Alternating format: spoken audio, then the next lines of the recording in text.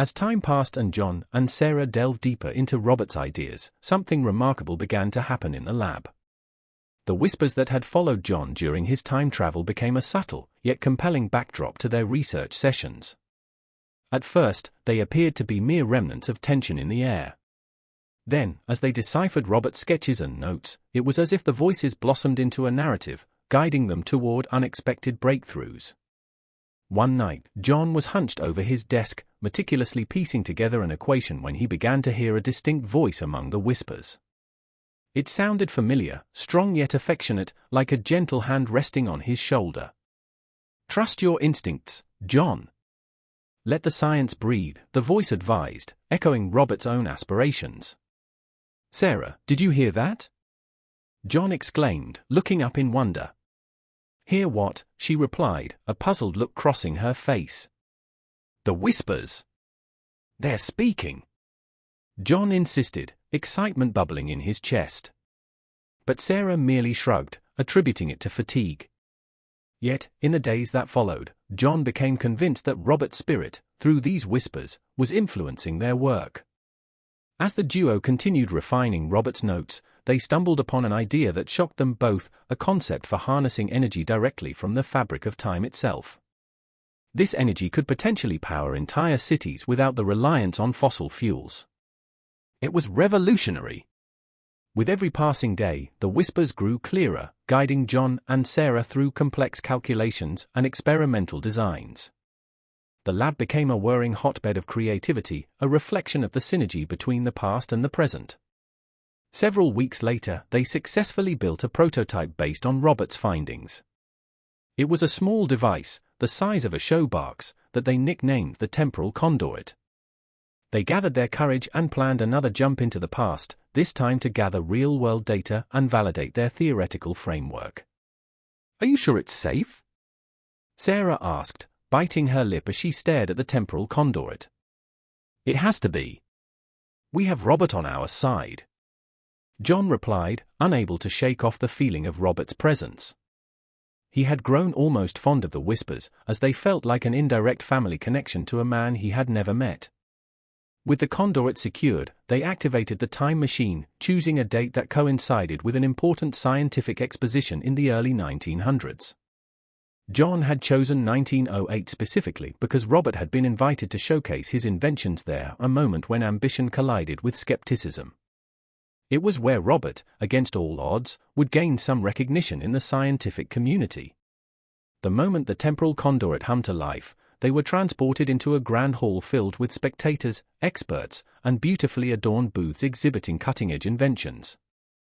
John felt a surge of pride and excitement when he spotted a younger version of Robert, a bright spark in his eyes as he demonstrated one of his groundbreaking inventions. "We have to get closer," John whispered, leading Sarah through the bustling crowd. They finally reached the booth where Robert stood, articulating his vision to fascinated attendees. After a brief moment of hesitation, John stepped forward. "Excuse me, Mr. Thompson," he interrupted, his voice trembling slightly. "I'm John, from the future, and I'm here because we've made incredible advancements using your ideas." "You?"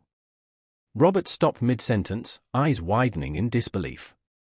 To anyone else, it sounded like the ramblings of a madman, but in that moment, Robert's gaze locked onto John's as if he could sense something profound about him. "Yes, I know what you mean," Robert said, his voice steady yet curious. "You're a believer in progress, aren't you?" John couldn't help but smile. "You inspired me, sir. We came here to show you that what you dreamed is becoming reality." As they shared knowledge and insights, John and Robert bonded over ideas, the essence of innovation grounding their conversations. They presented the temporal conduit, describing their vision of energy harnessed from time itself. Robert was intrigued, but cautious. "You mean to tell me you've built a device to catch the very essence of existence?" he asked, his brows furrowed. "That's extraordinary, but also dangerous." John nodded in acknowledgement. "We know the risks, but we believe it could change the world." After hours of discussion, Robert agreed to help them test it, guided by an eagerness for discovery that transcended generations. Together, they worked day and night, tweaking the conduit and preparing for the most crucial demonstration. On the day of the exposition's grand finale, they stood before the audience, scientists, journalists, and effectually skeptics, ready to unveil the temporal conduit. The energy in the air crackled with anticipation as Robert took the stage, flanked by John and Sarah. "This device has the potential to revolutionize how we understand energy," Robert began, his voice steady yet impassioned. "It honors the past while propelling us toward a better future. Listen to the whispers of time. They speak of progress." With bated breath, John activated the temporal conduit as the audience watched in rapt attention. A glow illuminated the device, and a rich hum filled the air. The crowd gasped as ethereal light swirled, and for a fleeting moment, whispers erupted, a chorus of thoughts and dreams, a library of human experience. The demonstration was a resounding success. Data flowed in from the conduit as it captured moments in time, showing the world that their dreams were not just possible, but imminent. Upon returning to the present, John and Sarah discovered their research had blossomed beyond their wildest expectations. Inquiries poured in from scientists interested in collaborating, and the energy sector buzzed with excitement about their findings. Reflecting on the incredible journey, John realized that his victory was not just in the scientific breakthroughs they had achieved, but in forging a connection with his great-grandfather against the backdrop of time.